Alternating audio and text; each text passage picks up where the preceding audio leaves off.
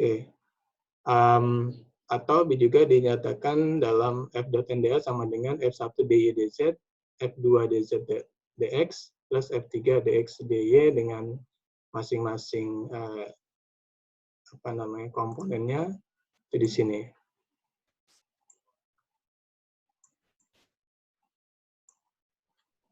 Oke, kemudian kemarin kita mencontohkan di kasus di mana ada satu permukaan yang di sini bentuknya berupa parabola dengan nilai Z dari 0 sampai 3. Jadi kalau kita lihat di sini kan di soal ini Z-nya dari 0 sampai 3.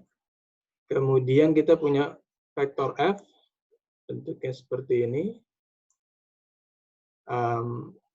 Nilai Y-nya di Y sama dengan X kuadrat, X-nya dari 0 sampai 2. Jadi kalau saya coba gambarkan nih, tapi bentuk vektornya tuh tidak representatif ya, tapi kalau paling tidak ini bisa memberikan ilustrasi. Jadi kalau misalnya di sini kita punya permukaan, seperti itu permukaan S, tadi yang dinyatakan dalam persamaan parabola 3 dimensi tadi.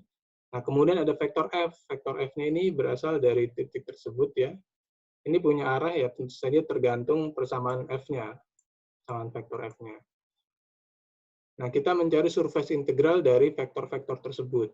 Artinya kita mencari komponen vektor yang tegak lurus dengan permukaan tersebut masing-masing. Karena ini kalau kita ambil satu komponen gitu ya, satu luasan di sini gitu. Nah, kemudian kita akan mencari komponen vektor F yang normalnya, mencari normal dari permukaan tersebut ya. Komponen vektor F yang normal dari permukaan tersebut. Nah, kemudian itu adalah integral. Kemudian kita integralkan ke seluruh permukaan ini. Jadi kita mencari, kalau kita anggap vektor tersebut adalah vektor kecepatan fluida, kita mencari flux. Jadi jumlah fluida yang keluar dari yang melewati permukaan tersebut. Ya. Jadi ilustrasi seperti itu. Kalau kita integrasikan keseluruhan, maka sebenarnya kita bisa mendapatkan flow rate. Karena kan kalau ini kecepatan ya, kemudian dikali dengan area, Anda akan dapatkan meter kubik per second atau liter per second. Itu kan flow rate. Jadi seperti itu konsep dari surface integral. Nah, untuk kasus ini kemarin juga kita coba bahas. Ini sudah dalam bentuk komponen vektor F-nya. Jadi F1, F2, dan F3-nya sudah ada di sini.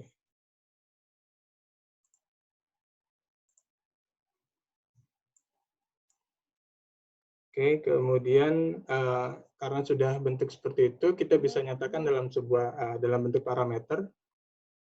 X sama dengan U misalnya, Z sama dengan V, maka Y-nya sama dengan X kuadrat sama dengan U kuadrat. Kenapa nggak Y sama dengan V? Karena tadi bentuknya adalah Y sama dengan X kuadrat, sehingga kalau X sudah sama dengan U, maka Y sama dengan U kuadrat.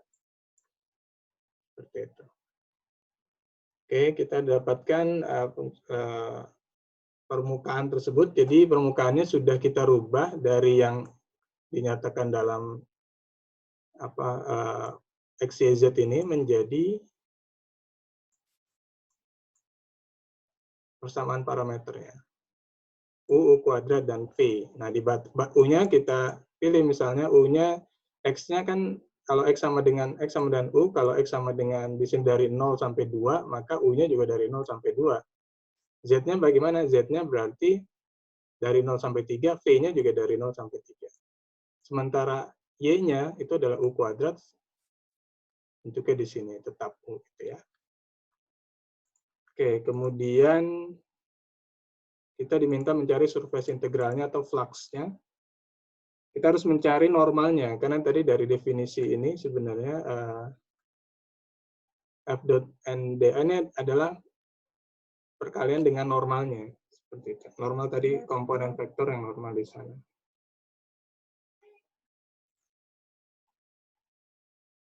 Sehingga normalnya adalah parsial derivatif dari R terhadap U di-cross dengan partial derivatif dari R terhadap P-nya di situ. Ini ya. Sehingga kalau R-nya ini, partial derivatif dari U-nya adalah 1, 2U, dan 0. Yang kita peroleh ini. Kemudian di-cross dengan partial derivatif R terhadap V-nya, 0, 0, dan 1. Kemudian kita cross. Kita cross, ingat I, J, K, kemudian di sini ada berarti 1, 2U, 0, dan ini ada 0, 0, 1. Jadi kalau kita cari cross product-nya, kita dapatkan 2U min 1, 0. Itu adalah normal dari permukaan tersebut ya. Oke, kemudian kita dot dengan F-nya sebenarnya. Kita kan pengen cari komponen F yang tegak lurus dengan permukaan tersebut ya. Oke, nah kita Fs-nya tadi 3x kuadrat, 6 dan 6y, 6xz. Kita rubah menjadi parameternya ke 3 p kuadrat 6 UV. Karena F-nya itu tadi yang ini ya. Nah, ini.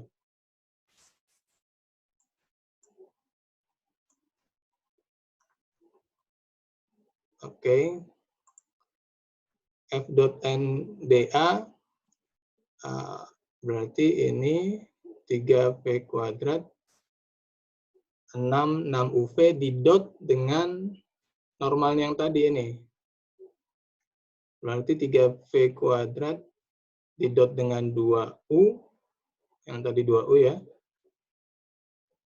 itu dapatnya 6 UV kuadrat. Kemudian 6 didot dengan tadi min 1, jadi min 6.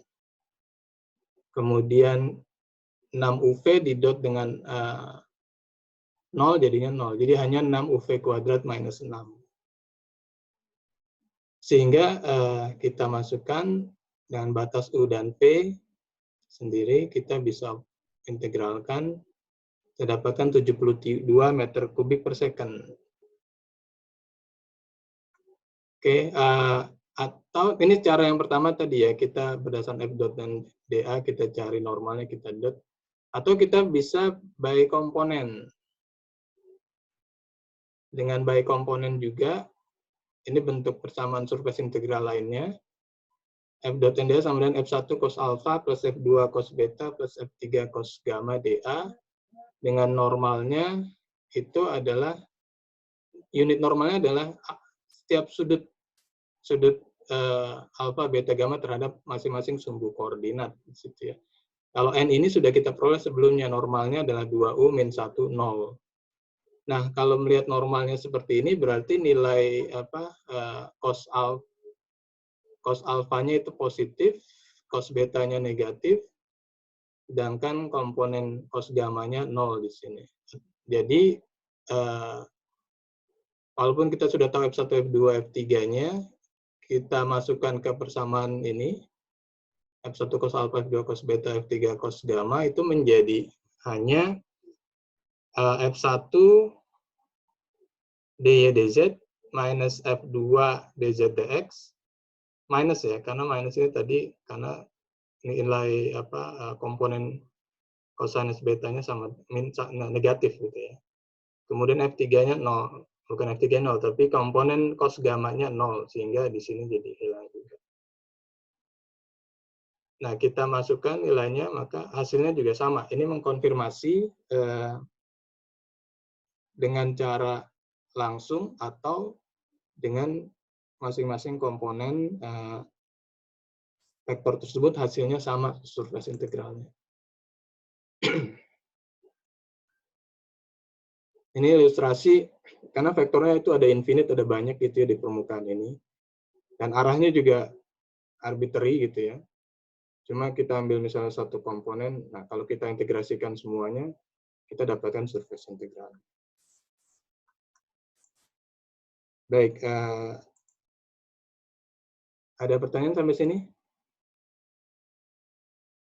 Nanti silakan di chatnya ya. Oke, kalau itu kita lanjut. Contoh berikutnya di sini. Misalnya ada satu permukaan S ya. Permukaan S-nya ini merupakan sebuah bidang yang dinyatakan dalam persamaan X plus Y plus Z sama dengan 1. Di sini batasnya tidak diberitahukan, tapi kalau kita bilang di the first octant, berarti dia ada di sumbu X positif, Y positif, dan Z positif. Batasnya kita akan melihat dari geometri yang terbentuk di sini. Jadi kalau kita lihat ini misalnya satu lubang ya dalam bentuk bidang ini, kemudian ada vektor F yang keluar dari sana. Let's say misalnya dia ke arah sini atau ke arah sini gitu ya. F. Nah, kita mencari surface integral dari F tersebut di permukaan ini. Gitu. Oke, kemudian ini juga bisa kita buat persamaan parametrik, X sama dengan U, Y sama dengan V. Z-nya akan mengikuti, karena kita lihat persamaan ini ya. Berarti kalau ini U, ini V, maka Z-nya sama dengan 1 minus U minus V. Sehingga R-nya, persamaan parametriknya jadi U, V, 1 min U minus V. Oke, nah kemudian batasnya itu kita tetapkan dari, apa namanya, kalau titik ini berarti di Z-nya sama dengan 0 nih, karena mulai dari titik sini kan ke atas. Berarti Z-nya 0 sampai 1 di sini. Kemudian X-nya juga, nilai X-nya itu, X-nya 0 sampai 1, 0 sampai 1 min Y, sorry. Karena nilai ini kan beda-beda nih.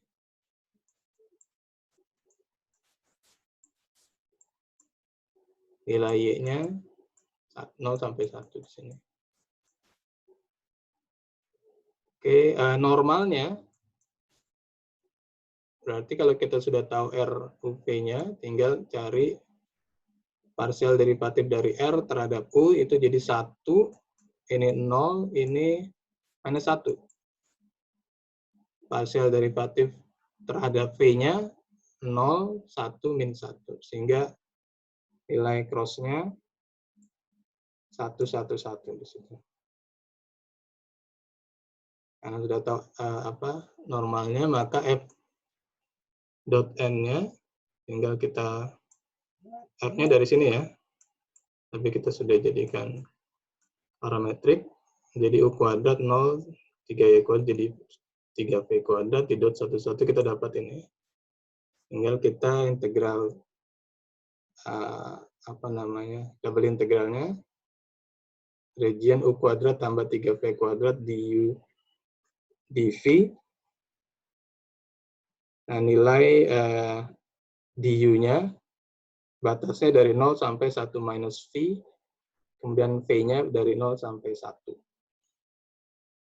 Kita bisa dapatkan surface integralnya sepertiga di sini.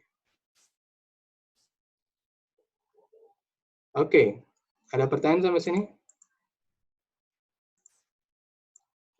Oke.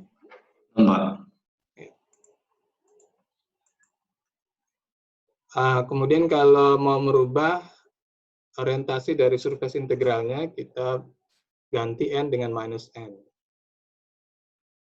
Jadi integralnya itu arahnya mau dirubah, berarti tinggal kali minus 1 di hasilnya. Kemudian ada lagi bentuk lainnya. Jadi surface integral dalam persamaan lainnya gitu ya, dibuat seperti ini, GRDA, surface integral dari vektor GR di region R itu menjadi bentuk seperti ini, di mana dA-nya adalah besarnya vektor normal terhadap permukaan tersebut kali du dv. Nah, ini sebenarnya aplikasinya, jadi ini disimplifikasi untuk, kalau misalnya tadi F-nya kan bisa arbitrary. Kalau F-nya nilainya 1, dalam hal ini GR-nya sama dengan 1. Maka persamaan ini akan tersimplifikasi menjadi hanya bentuk ini. Dan ini menjadi area atau permukaan dari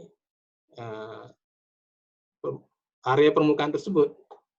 Jadi intinya kalau kita hanya ingin mencari area dari satu permukaan gitu yang direpresentasikan oleh GR tersebut, kita bisa dapatkan dengan cara mencari besar normal dari permukaan tersebut dikali DUDV itu adalah areanya. Jadi ini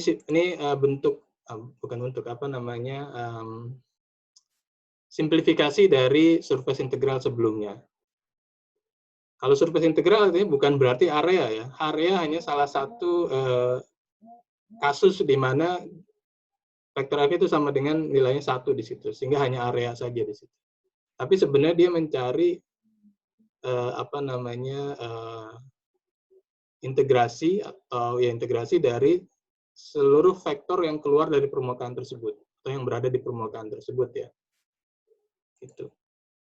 Contohnya misalnya kita punya lingkaran di sini. Kalau kalian masih ingat, lingkaran tuh luas permukaan selimutnya adalah 4pi kali R kuadrat. Oke. Tapi kita coba cari dengan konsep surface integral ini. Untuk lingkaran, persamaan parametriknya, ini adalah jari-jarinya sebenarnya. Cuma karena udah dipakai di sini R, dia pakai simbol A. A cos V cos U, ini adalah sudut terhadap, ini jadi pakai polar koordinat ya. Jadi A cos V cosinus U, kemudian A cos V sinus U, dan A sinus V, dengan batas-batas U-nya dari 0 sampai 2pi, kemudian batas-batas V-nya dari minus pi per 2 sampai pi per 2. Jadi kalau kita ini bola gitu ya, kan berarti dia, kemudian di sini ada istilah ekuatornya ya. Maka sudutnya kan dia akan dari 0 sampai 360. Jadi 0 sampai 2pi. Itu yang mendatarnya. Atau yang longitudinal ya. Yang satu lagi dari bawah sampai kembali lagi ke sini. Jadi kita mengintegralkan sudutnya dari sudut 0 sampai 360 di yang mendatar, dan dari minus pi per 2 sampai pi per 2 di vertikalnya. Oke, RU cross V normalnya, berarti normalnya nih, itu adalah tinggal diturunkan terhadap parsial terhadap U masing-masing komponennya, dapatkan A kuadrat cosinus kuadrat V cosinus U. Ini udah langsung perkalian ya, udah langsung di cross nih. Untuk sampai sini Anda harus cari turunan parsial masing-masing komponennya ya. Jadi turunkan terhadap U ya.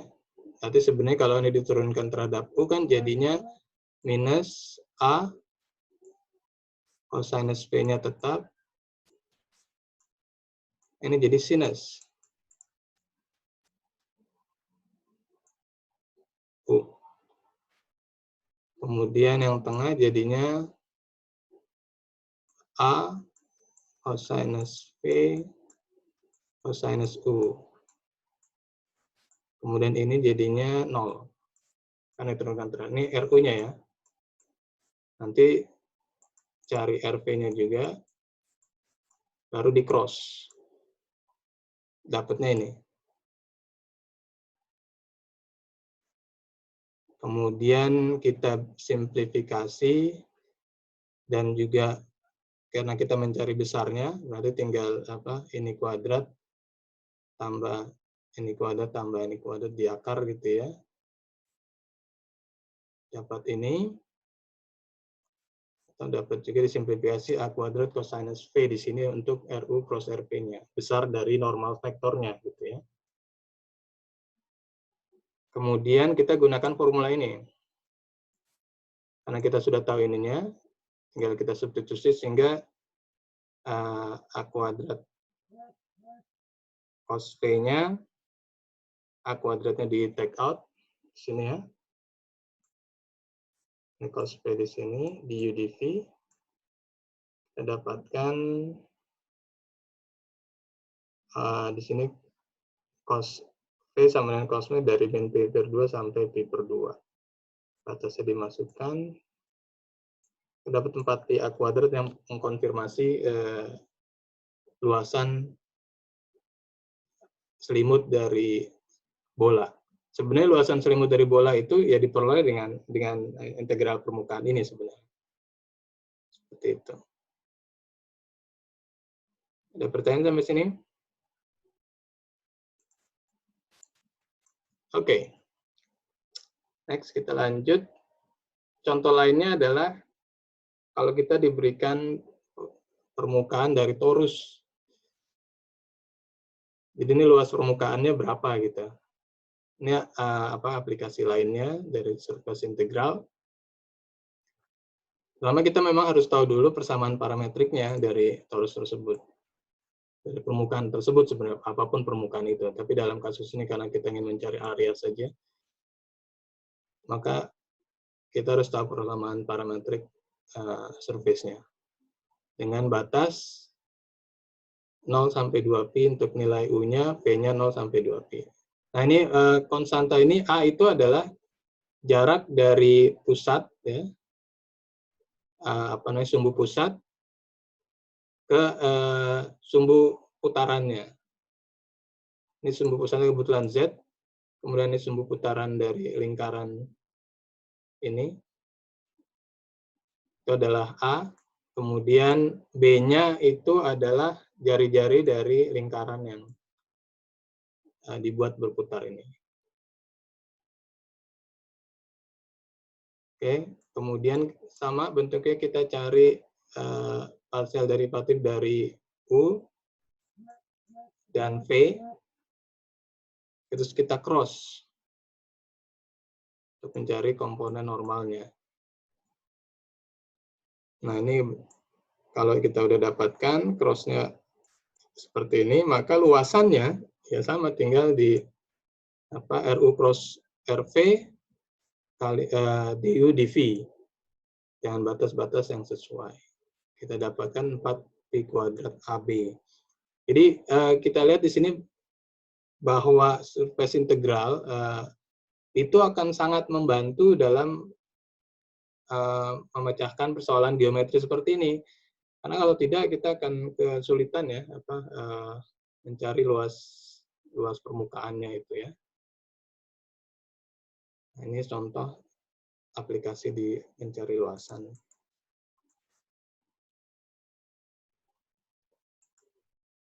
Oke. Ini moment of inertia. Kemudian contoh lainnya moment of inertia, tapi prinsipnya sama. Tapi yang beda adalah tadi kan integral surface moment dari dA. Nah ini ada mu d kuadratnya. Ada fungsinya di sini ya. Tapi sama prinsipnya. Jadi kita dA-nya itu adalah RU cross RV U dV, kemudian ininya fungsinya kita harus nyatakan dalam bentuk parameter U dan V juga gitu ya. Oke, ini saya tinggal aja, nanti contohnya bisa dilihat. Oke, kemudian representasi lainnya ya, kalau misalnya kurvanya itu dinyatakan dalam bentuk Z sama dengan fxy. Sebenarnya saya juga perlu merekomendasikan satu website yang bisa melakukan plotting dari vektor ya. Sudah coba dan cukup membantu juga untuk memvisualisasikan.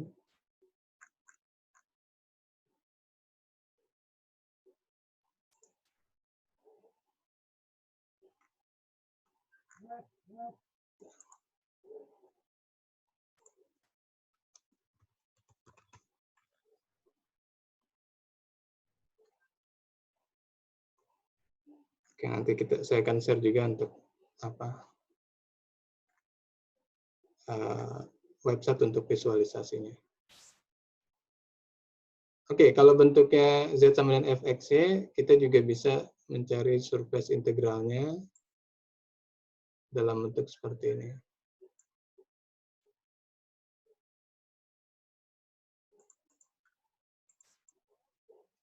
Yang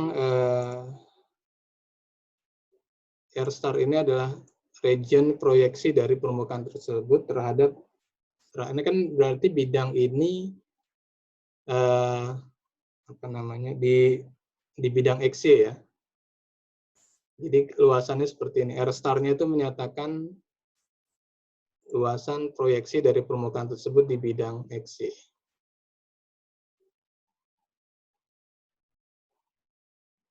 Sehingga area dari, kalau dalam bentuk Fx-Y, kita bisa cari area juga dalam bentuk seperti ini, 1 plus df dx square plus df dy square dx dy.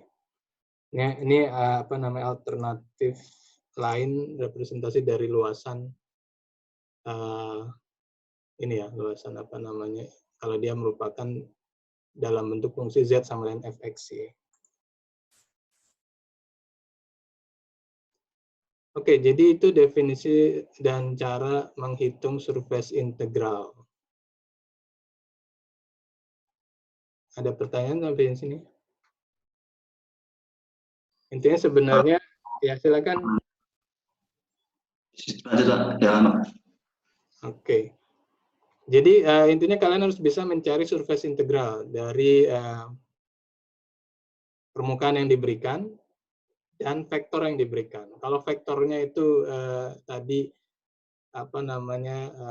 dinyatakan dalam GR yang sama dengan 1, kita surface integralnya berupa area gitu ya.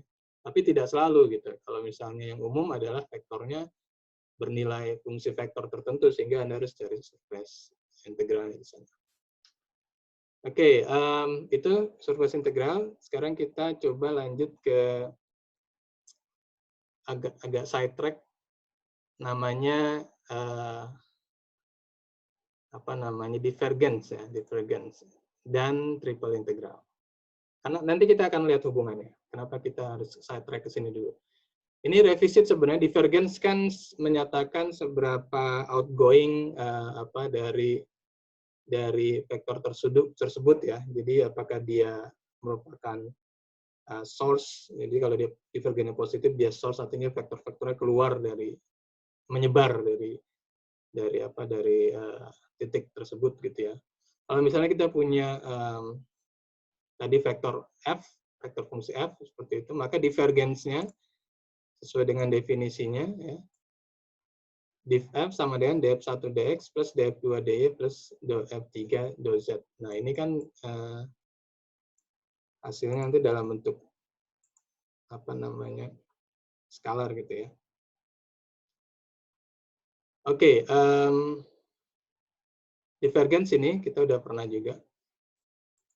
Nah, kemudian baru kita cari atau kita nyatakan satu teorema yang disebut teorema divergensi Gauss. Atau teorema Gauss atau teorema divergensi. Tapi kalau Gauss theorem bisa ada beberapa aplikasi, di magnet juga ada, tapi untuk matematik lengkapnya disebut teorema divergensi Gauss.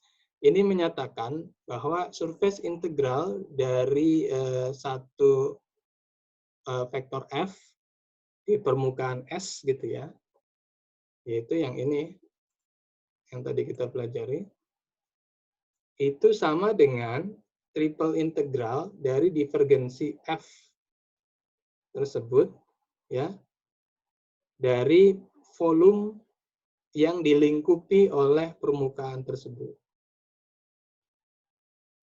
Jadi kalau permukaannya tersebut apa istilahnya melingkupi volume. Jadi kalau misalnya kita paling simpel box gitu ya. Box ini punya 6 permukaan, depan, belakang, atas, bawah, kanan, kiri gitu ya. Maka surface integral dari vektor tersebut di permukaan ini ya, itu sama dengan triple integral dari divergensi F di volume tersebut. Atau dalam bentuk komponen, triple integral dari dou F1 dou X, dou F2 dou E, plus dou F3 dou Z, dx, dy, dz. Nah, ini sebenarnya memberikan alternatif solusi. Kalau kita sulitan mencari surface integral dari bentuk permukaan tersebut ya, selama kita tahu fungsi f-nya, fungsi vektor ya, maka kita bisa mencarinya melalui triple integral dari fungsi vektor tersebut dengan triple integral dari divergensi fungsi vektor tersebut. Oke, jadi ini memberikan alternatif cara alternatif untuk bisa mencari surface integralnya. Ini namanya teorema divergensi Gauss. Dan ini akan membantu banyak dalam menyelesaikan surface integral. Ini bentuk alternatifnya. Sekarang kita masuk ke contoh aja di sini. Jadi misalnya kita punya silinder. Kalau silinder berarti kan kita punya permukaan selimut, ya. Kemudian juga punya tutup ya, berupa cakram di atas dan bawah gitu ya.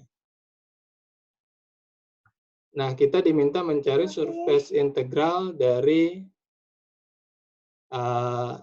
fungsi f tersebut, fungsi vektor f tersebut ya. Ini. Kita mungkin bisa bayangkan bahwa di sini ada f gitu ya. Di bawah juga ada, di atas juga ada. Nah, kita integrasikan surface integral dari f tersebut. Ini belum tentu keluar ya, kita nggak tahu nih arah f-nya. Tapi ya, let's assume kita punya vektor yang ke sana. S harus closed surface ya, terdiri dari silinder dan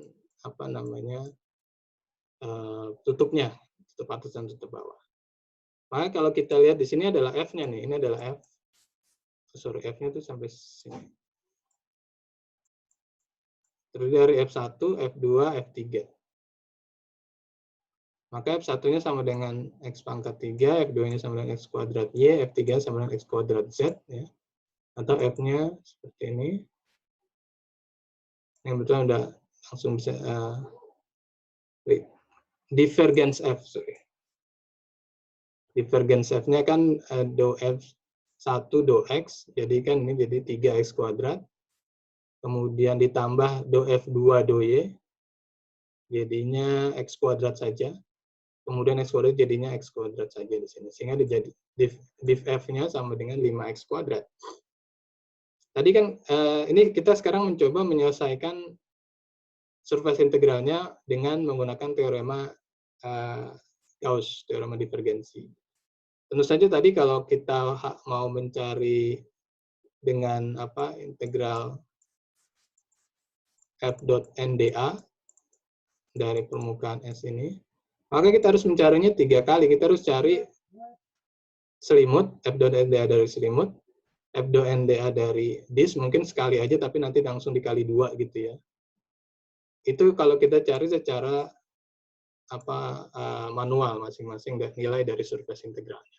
Tapi dengan menggunakan teorema divergensi Gauss, ini akan tersimplifikasi. Sehingga kita hanya sekali mencari, hanya harus memerlukan triple integral di sini.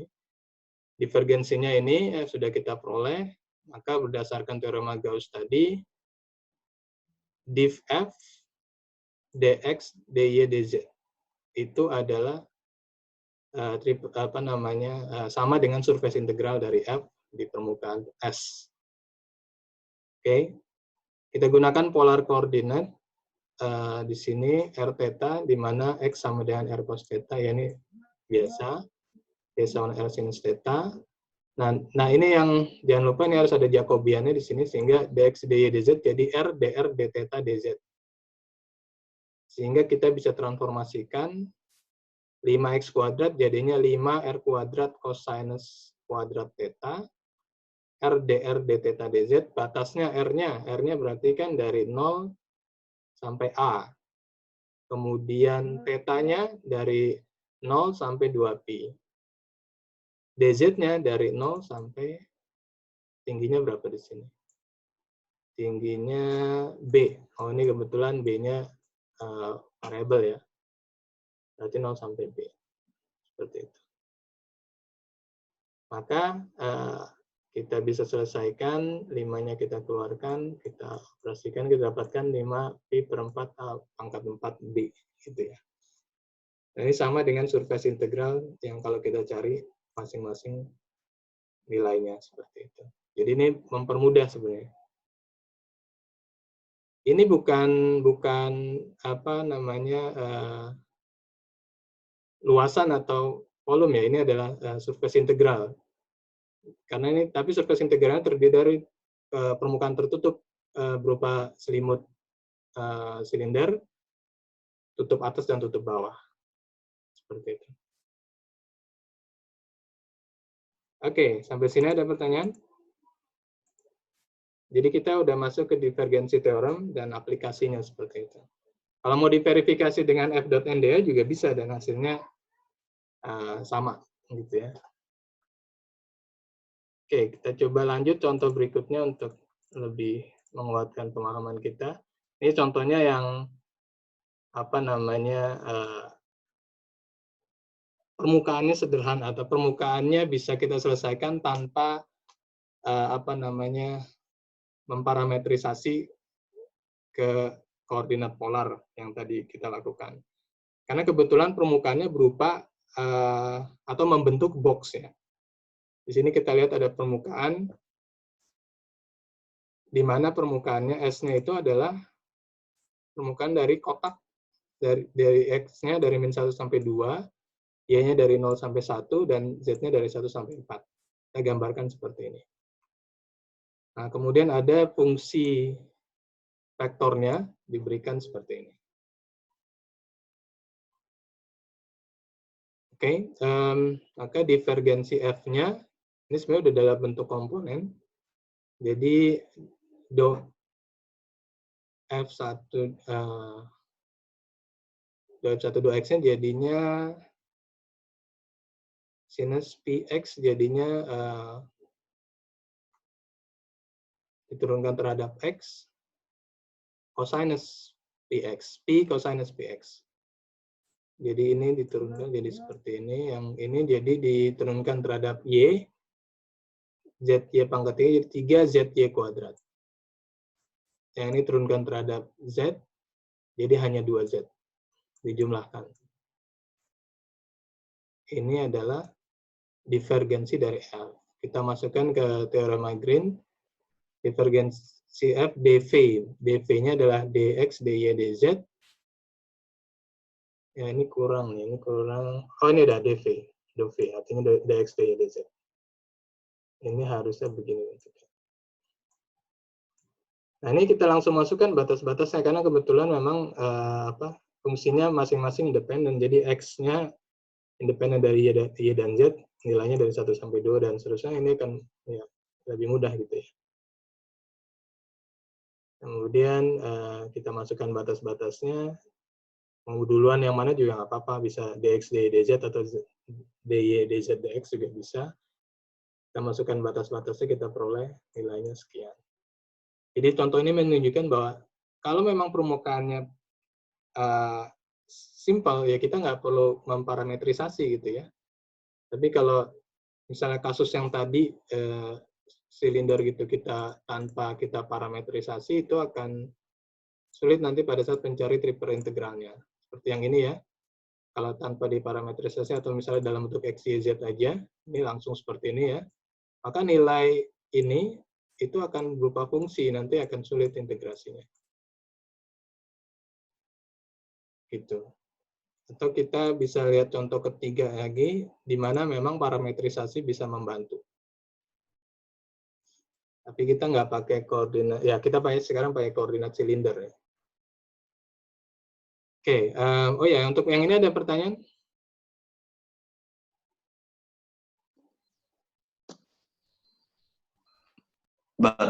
Nanya Pak. Ya silakan. Kalau dia kan bentuknya kotak ya Pak, balok gampang. Kalau nanti misalkan berupa fungsi gimana Pak? Ya, berupa fungsi kayak misalnya ini juga berupa fungsi sebenarnya. Bukan fungsi sih, geometrinya sebenarnya ini juga fungsi, cuma dia konstan. Jadi nilainya X-nya berupa batas-batas konstan, tidak tergantung Y dan Z, gitu kan ya. Artinya ini variabel X, Y, dan Z-nya di permukaan ini independen. Tapi kalau misalnya yang ini, kasus, atau yang inilah misalnya, maka nilai ini kebetulan kalau kita lihat bagian bawahnya, itu terletak di Z sama dengan 0 ya, berarti di permukaan Z-nya sih berarti tinggal, tapi nilai X, nilai Y-nya misalnya dalam kasus, atau nilai Z-nya dalam kasus ini, tinggi dari apa permukaan ini, itu akan berbeda-beda dan merupakan fungsi dari X dan Y.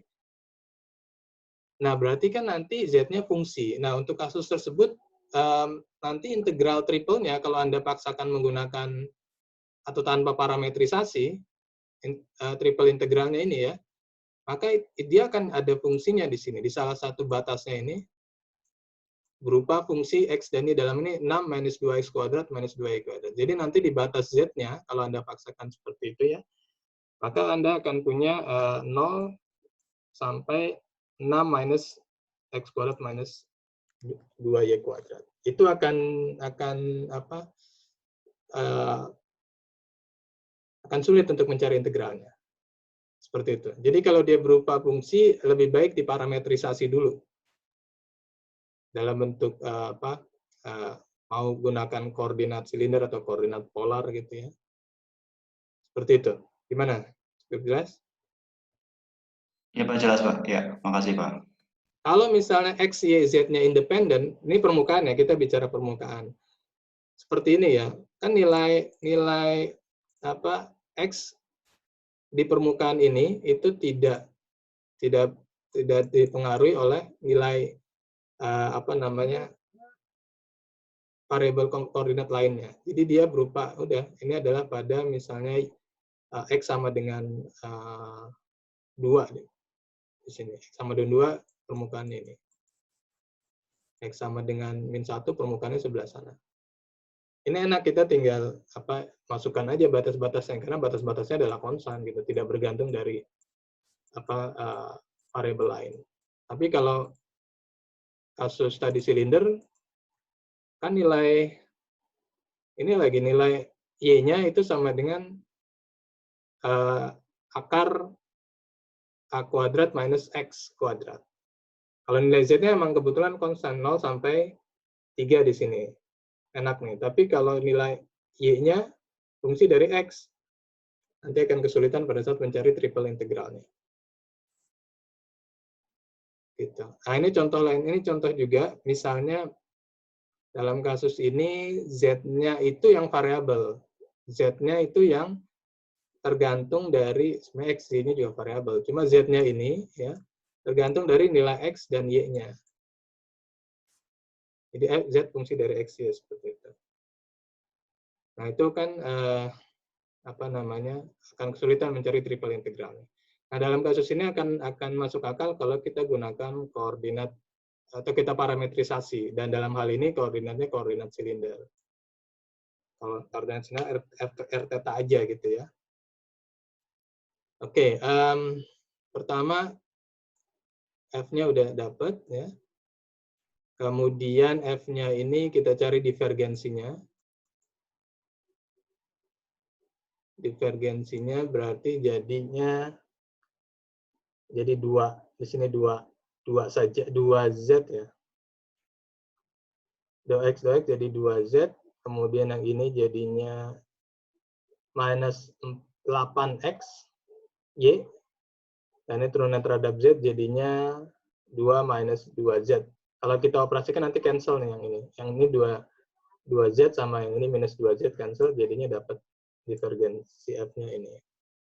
Kalau dapat divergensi F-nya tinggal masukkan ke sini, cuma tadi kan kita mau memparametrisasinya, ya. Sehingga parametrisasi 2 minus X-nya jadi R cos theta di sini, Y-nya R sin theta. Itu pakai koordinat. Nah, cuma batas-batasnya kita harus tentukan di sini. Nah, batas-batasnya kalau kita lihat di permukaan ini ya, theta-nya tentu saja dari 0 sampai 2pi, karena dia berupa lingkaran gitu ya, dari atas. R-nya dari titik 0 sampai jari-jarinya. Nah, jari-jarinya bagaimana? Jari-jarinya itu kan kalau di sini berapa nih?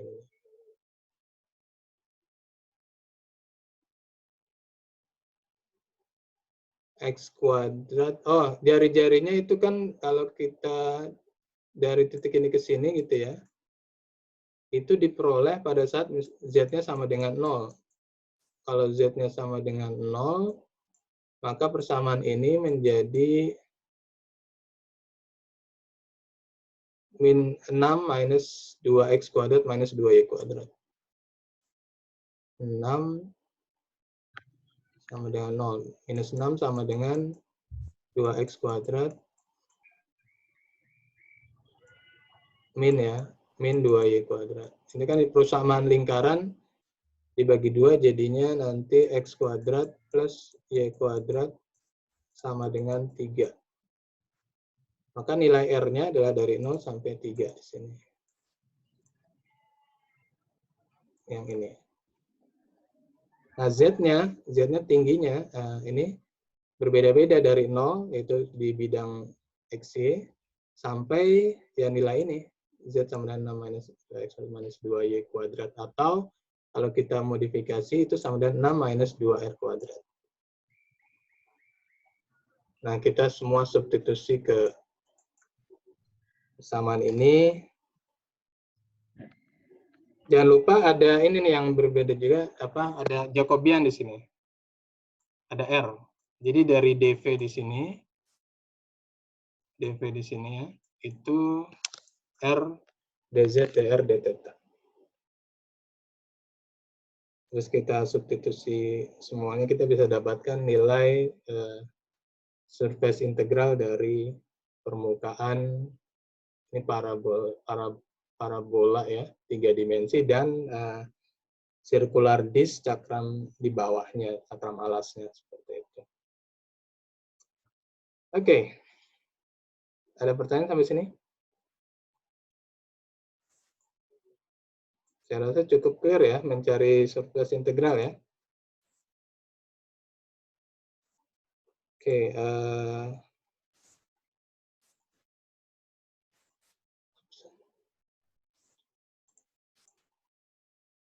Ini invariance dari divergence. Ini sebenarnya kita sudah pelajari sebelumnya. Divergence dari vektor function f itu independen dari pemilihan Cartesian koordinatnya. Kemudian aplikasinya itu contohnya fluid flow. Ini nanti bisa dipelajari sendiri kali ya. Ini sebenarnya untuk memberikan intuisi fisik aplikasi dari divergence itu. Sebenarnya kita juga udah coba waktu contoh soal pertama tadi, di mana ada sumber berupa permukaan parabola yang ini. Nah, ini sebenarnya contoh soal ini. Divergence-nya sebenarnya itu merupakan bisa dilihat sebagai flux dari fluida yang mengalir di sana. Selama yang kita harus cari normalnya dulu kan, ya artinya yang surface integralnya. Oke. Tadi aplikasinya di fluid, aliran fluida,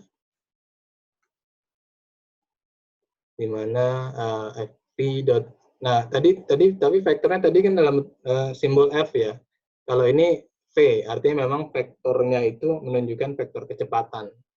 Jadi dalam aplikasi fluida kalau dia v-nya menyatakan vektor kecepatan, maka v.nda itu flow rate. Ya, ini juga flow rate, source intensity. Kalau misalnya kemarin ingat yang ada apa divergence untuk incompressible flow, di mana v.nda-nya sama dengan 0. Jadi kalau divergensinya kan dA-nya nggak sama dengan 0 kan, nggak mungkin sama dengan 0, maka divergensinya yang sama dengan 0, maka dia adalah incompressible. Ini aplikasi lainnya di modeling dari heat flow. Modeling dari heat flow, mungkin saya bisa skip untuk langsung ke formulanya. Ini artinya apa gitu ya? Jadi artinya kalau kita lihat di sini sebenarnya ini kondisi transient. Jadi the amount of heat yang meninggalkan volume tersebut ya per satuan waktu ya itu sama dengan konstan kali namanya Laplacian ya. Laplacian dari U tersebut. Jadi ini persamaan ini aplikasinya nanti mungkin di heat transfer dibahas lebih lanjut, tapi intinya adalah perubahan panas dari satu kontrol volume itu ya, itu merupakan per unit waktu ya, merupakan Laplacian dari fungsi panas tersebut. Kalau misalnya di UDT sama dengan 0, artinya dia tidak transient, artinya dia tidak tergantung waktu, artinya tetap steady state. Jadi kalau ini sama dengan 0, dia steady state. Nah, untuk kasus steady state, maka nilai Laplacian-nya sama dengan 0. Atau ini sama dengan 0. Karena sekuadra kan konstan. Nggak apa-apa, ini aplikasi aja sih, aplikasi dari di kasus fisik. Nanti mungkin di heat transfer dibahas lebih lanjut, tapi paling nggak Anda sudah tahu kita bisa mencari surface integralnya melalui teorema Gauss. Seperti itu.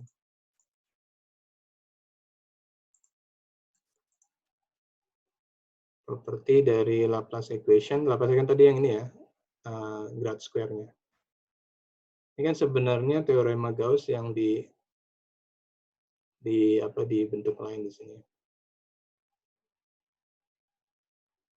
Kemudian ada harmonic function. Untuk harmonic function nilai nilai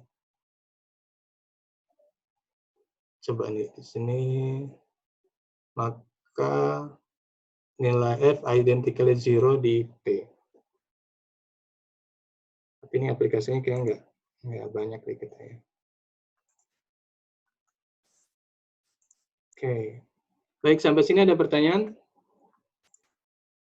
Jadi intinya kalau saya sih fokusnya, kalau menurut saya, saran saya sih kita bisa menghitung surface integral melalui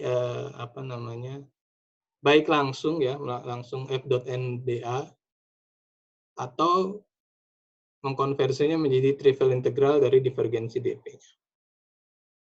Jadi intinya kalian diharapkan bisa menghitung dengan dua cara itu sebenarnya.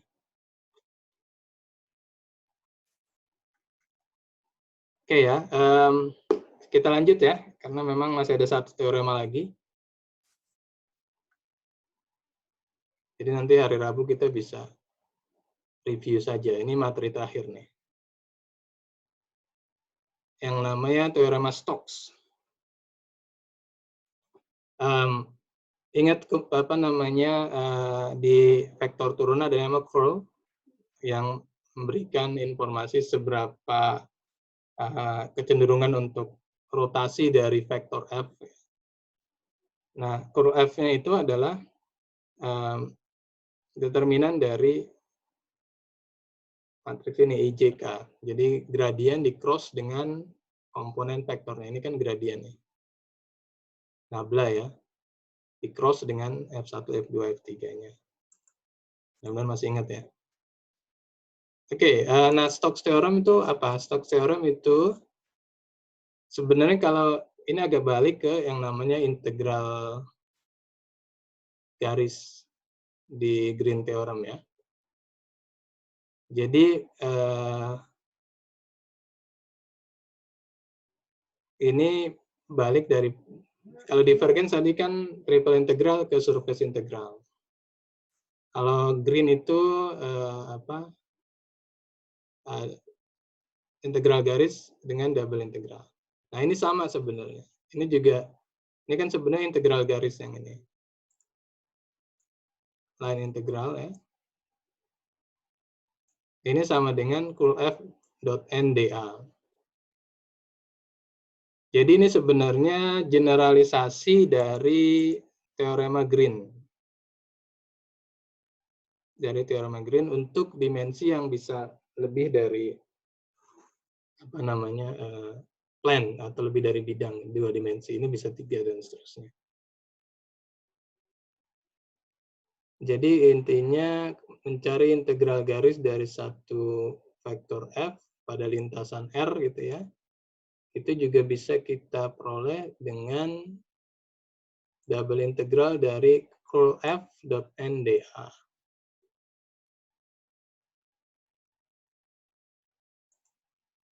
Atau dalam bentuk komponen juga bisa dinyatakan seperti ini. Ini curl nih, yang apa? Ini adalah komponen curl nih. Dot N, dot ini N1, N2, N3. dA, du, dv. Itu sama dengan integral garis tertutup dari apa namanya F1, F2, F1 dx, F2 d dan F3 dz. Jadi kalau kita punya kurva gitu ya, kemudian kita bisa mencari double integralnya dengan teorema Stokes ini.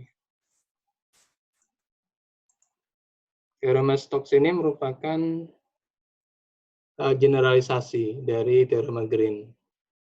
Terus sebaliknya, teorema Green adalah kasus khusus dari teorema Stokes seperti itu.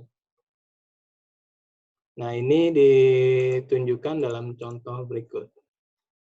Jadi teorema Green di bidang ya sebagai special case dari Stokes theorem. Yuk kita lihat. Jadi misal F-nya karena dia Green, teorema Green dia ada di bidang hanya punya 2 komponen kan. F1 dan F2 gitu ya. Maka komponennya F1i plus F2j. Nah, kemudian kalau kita cari curl F dot N-nya sebagai komponen dari, jadi kan kalau kita mau cari ini, berarti harus cari curl-nya dulu, curl F dan dA. Curl F dot N-nya, normalnya berarti karena dia berupa bidang dan di sumbu misal X dan Y, berarti dia curl-nya adalah di sumbu Z. Atau K di sini. Dot K di sini. Maka curl F ini adalah do F2 do X minus do F1 do Y. Ini curl-nya. Maka kalau kita masukkan ke formula teorema Stokes yang ini, ya, curl F dot N dA itu menjadi do F2 do X minus do F1 do Y dA. Seperti itu. Dan ini sama dengan integral F1 dx plus F2 dy.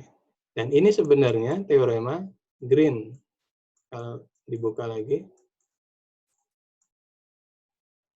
teorema Green terus menyatakan seperti ini. Jadi teorema Green merupakan kasus khusus dari teorema Stokes.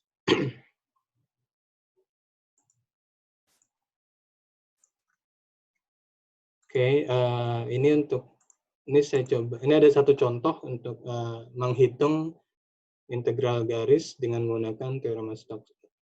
Pertanyaan kan mungkin loh, kalau kita bisa mencari integral garis dengan menggunakan teorema Green, yang lebih simpel, kenapa harus menggunakan teorema Stokes? Teorema Green hanya berlaku untuk garis yang berada pada bidang. Artinya dia hanya punya kurlnya hanya punya komponen x dan y gitu ya. Kurlnya sehingga dot k atau di sumbu z saja. Nah, kalau teorema Stokes itu dimensinya bisa lebih. Dan jadi dia berlaku lebih umum gitu ya. Kalau sampai 3 dimensi kita masih bisa membayangkan, kalau 4, 5 pun tetap bisa, tapi secara visualisasi akan menyulitkan. Tapi artinya Stokes ini digunakan kalau, let's say yang paling simpel adalah ini integral garis pada space, pada 3 dimensi seperti itu. Yuk kita lihat di sini misalnya. Misalnya kita mencari integral garis dari fungsi f. F-nya itu dinyatakan di sini. Di sepanjang lintasan. Lintasannya berupa lingkaran.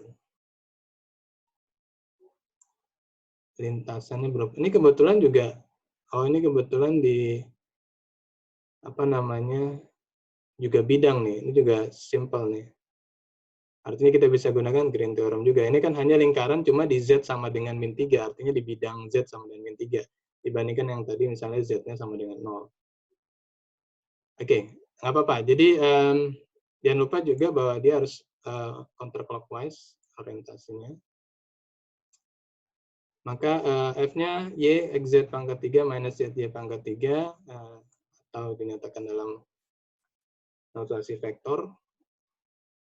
Kemudian surface S-nya jadinya berupa ini ya, lingkaran di bidang Z sama dengan minus 3.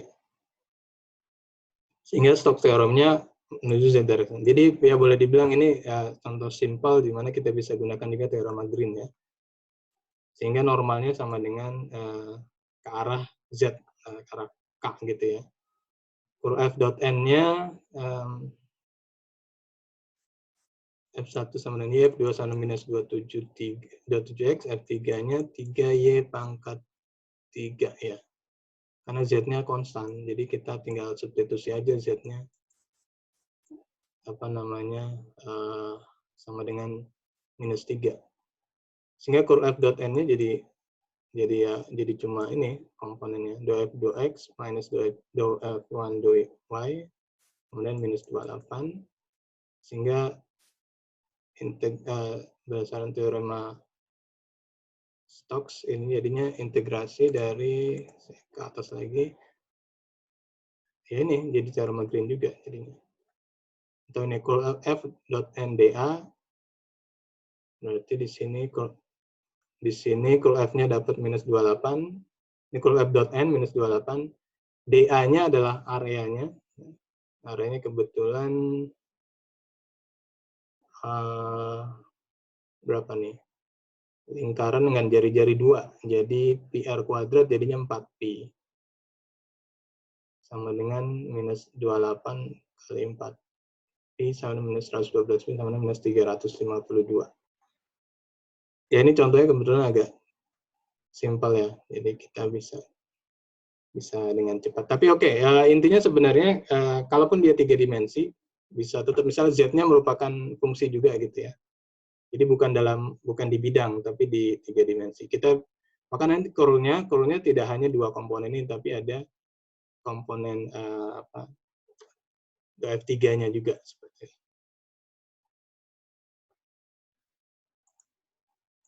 Oke, summarize dari vektor integral course. Saya boleh tanya dulu nggak Pak? Kan, tadi pas ngitung integral garis ya Pak, kan Bapak ini ya pakai Stokes theorem. Mengapa nggak apakah lebih nyaman pakai Stokes theorem apa pakai integral garis biasa Pak? kan di integral biasa, integral F1 dx plus F2 dy gitu, Pak. Ya, kita bisa juga langsung mencari dengan integral garisnya. Kalau mencari integral garisnya berarti harus pakai yang ini ya, f dot r aksen s ya. Kita harus mencari, maksud Anda nggak ingin Anda menyelesaikan hanya dari ini ya, sisi ini ya. Bisa juga. Iya. Jadi nggak perlu mencari ini. Tapi kadang ini sulit. Kadang mencari integral garis. Ini integral garis bukan mencari panjang ya. Tapi mencari apa namanya, ini kalau kita bayangkan integral garis itu seperti mencari apa namanya, usaha, work. F dot ds, F dot displacement kan. Sama sebenarnya, cuma kita gayanya ini tidak konstan.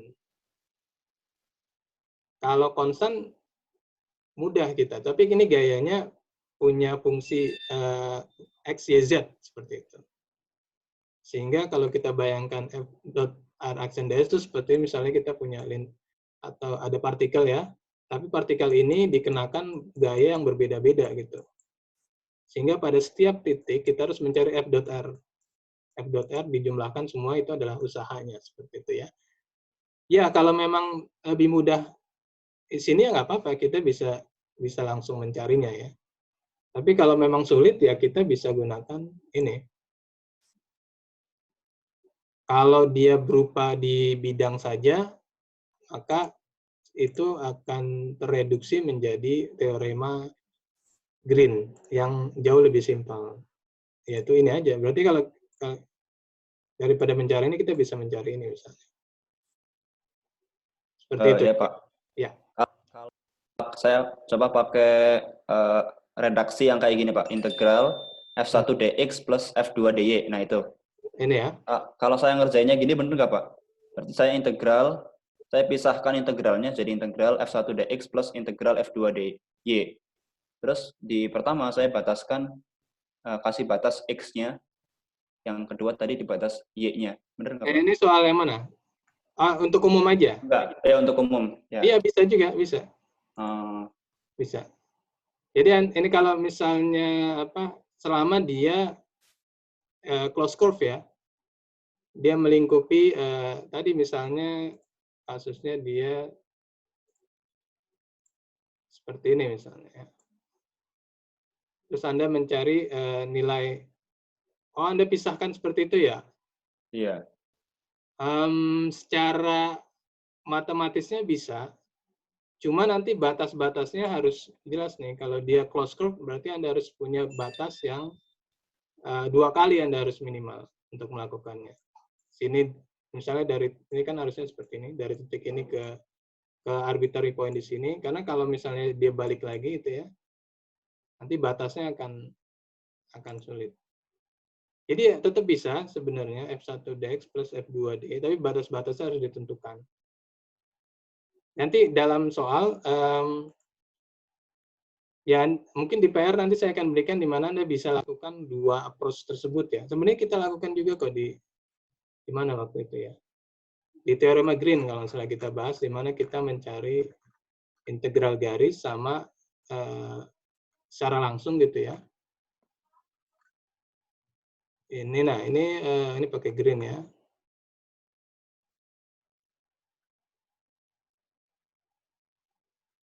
Ada contoh nggak di mana? Oh, ini semua pakai Green sih. Di contoh ada di contoh. Example saya itu Pak, satu Pak, yang flux through of surface. Itu teorema divergensi dong. Kalau yang tadi Anda nyatakan sebagai integral di Green sama di Stokes. Kalau yang di divergensi itu Gauss tuh di surface, integral surface. Itu perbedaannya. Ya bisa misalnya pakai ini juga bisa. Ini bentuknya, ini udah langsung ini ya. Ini juga enggak, ini juga udah dalam pakai G. Nanti bisa bisa dicoba sih sebenarnya. Kita bisa mencoba tadi langsung pakai F1DX plus F2DY atau pakai ini. Jadi tetap bisa kok. Jadi sebenarnya teorema ini tidak mutlak harus menggunakan itu ya. Kalau memang lebih mudah, kayak tadi misalnya untuk untuk surface integral, kalau lebih mudah dengan langsung ya lebih baik pakai langsung aja. Gitu. Jadi ini teorema ini membantu saja. Kalau memang integral garisnya lebih mudah diselesaikan, ya nggak usah pakai curl ya, nggak usah pakai curl. Ini kan curl nih. Jadi nggak usah pakai teorema Green atau teorema Stokes. Jadi teorema Stokes sama teorema Green itu sebenarnya ekivalen aja, cuma beda. Stokes lebih general, Green untuk bidang gitu ya. Oke Pak, ya, makasih Pak.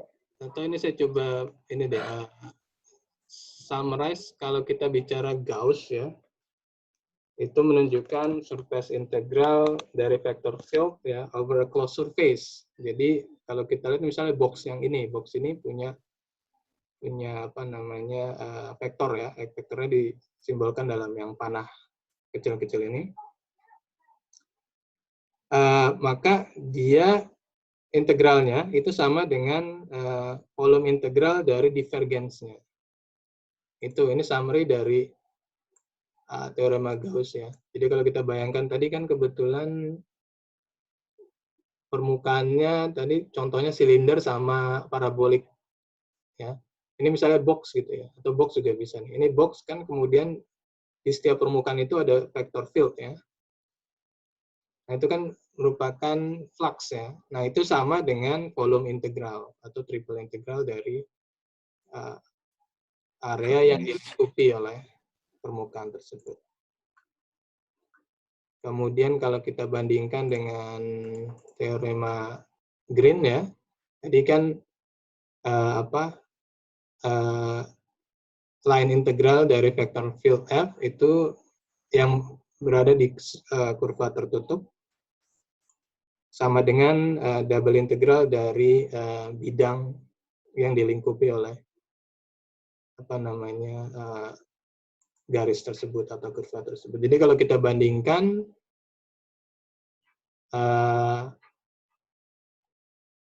jadi ini harusnya Stokes ya. Enggak, ini ekivalen aja sih. Jadi kalau Gauss itu untuk 3 dimensi seperti ini, kalau Green ini untuk 2 dimensi. Tapi intinya mereka ekivalen ya. Kemudian yang agak beda yang tadi Stokes ya. Stokes itu kan curl. Curl kan menyatakan rotasi ya dari vektor tersebut ya.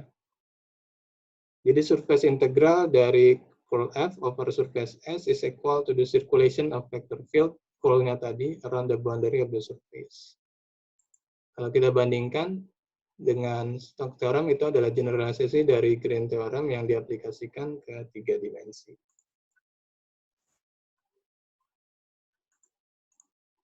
Ya, baik.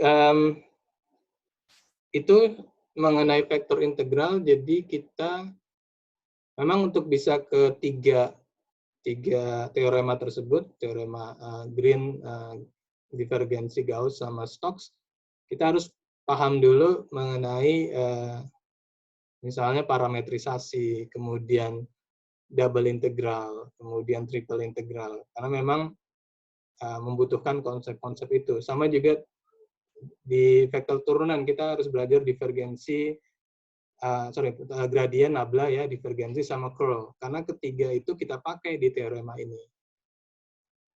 Jadi ultimate-nya ya dengan memahami 3 teorema ini kita bisa menyelesaikan persoalan untuk mencari integral garis, integral permukaan. Itu sebenarnya. Baik, sampai sini ada pertanyaan? Masuk summary nih.